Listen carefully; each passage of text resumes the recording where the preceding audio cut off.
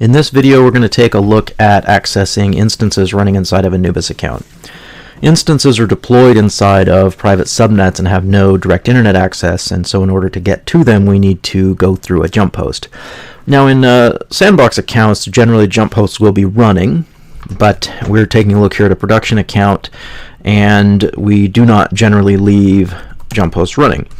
So we're here in the deployment repository, and we're just going to look at the variables file for deploying this particular account. And we'll notice a feature flag down here for a jump hosts. So as you would expect, we can set that to 1. And then we're going to look at Terraform plan here, just as usual, to make sure that nothing unexpected is going to happen in the account. So I am going to fast forward the video here while this happens, normal plan, retrieving state, and that sort of thing.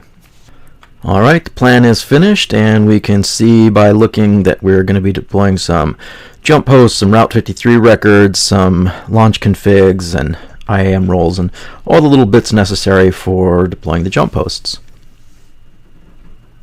So we'll carry on here, and we will just run a Terraform apply. And once again, we will fast forward the video while this runs. I have scrolled the output up a little bit here so that we can't see all of the outputs, as there are some secrets in there, but you can see right here that we have 25 new resources, and that means that our jump hosts are ready to go.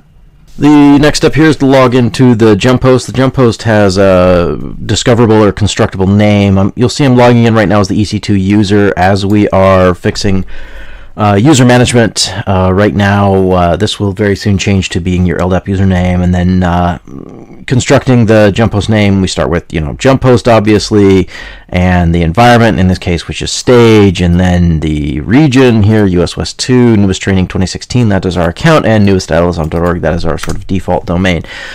So we're going to log into this, and then we're going to take a look at moving from here into one of our web servers, and in our example here, we're always using dpaste, the dpaste app, which is registered as a service in console.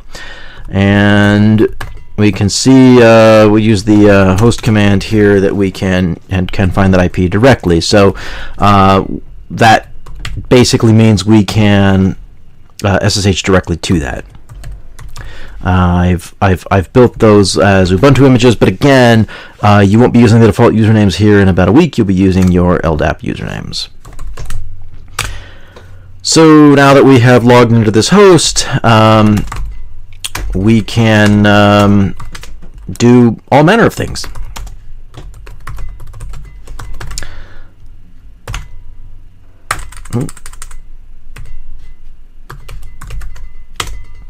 Here we've tailed the syslog. We've got some transaction errors, something here in the log, and that's pretty much the long and the short of it for troubleshooting. Once we have logged out again, we can see.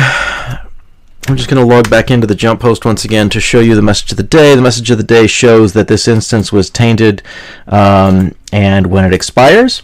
And so these instances will automatically reap themselves. They'll destroy themselves. New images will roll and replace with brand new images. So in a way, it doesn't matter what you're doing in terms of troubleshooting. You can install tools. You can delete tools. You can kind of mess them up in any way, and they will clean themselves up. That's sort of the intent of having these tainted instances. And now that we are finished with whatever troubleshooting we needed to do, we can come back into our deployment repository here and edit our variables file and set this jump host flag back to 0. It's important to go ahead and clean up anything that we've done. So I'm just going to go ahead and once again run a Terraform plan to make sure nothing unexpected has happened. Of course, at this point, we've done this a number of times. I don't expect anything untoward to occur, but we're just going to double check because it's always a good thing. And as soon as we're done with the plan, we're going to go ahead and run Terraform apply, which basically removes those jump hosts from the account. And that in combination with having those tainted instances, which is going to clean up any instances we've logged into and mucked around with, is going to ensure that what we get after we've logged out is exactly the state we intend to get, the exact same state that we have tested and that we have validated works in production.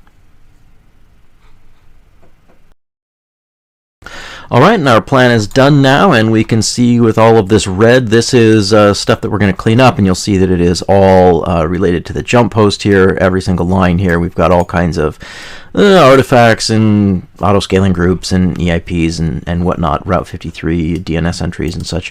But it looks pretty good, so we'll go ahead and do our Terraform apply and have this whole thing cleaned back up. Alright, I've once again scrolled these outputs up so you can't, so I'm not exposing any secrets, I should say, and we can take a look here. Our apply is complete, and we've got 25 destroyed resources, which correlates with the number that we created when we added the jump hosts, which is just sort of a double check to tell us we've gone ahead and removed the jump hosts cleanly.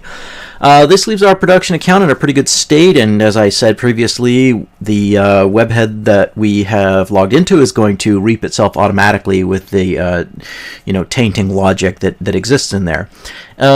Additionally, as I was saying, in a sandbox type account, you're not going to be deploying the jump hosts. They generally run all the time. You're going to save the time. But in a production account, if you're trying to get in here for some sort of reason, adding the jump hosts takes 4 or 5 minutes, and then removing them here takes about 3 minutes. So that's going to add a little bit to the troubleshooting time, but it's a pretty good compromise. And all in all, once we're done here, this pretty much demonstrates the way we can get access to any of the resources which we can log into with SSH inside of a Nubis account.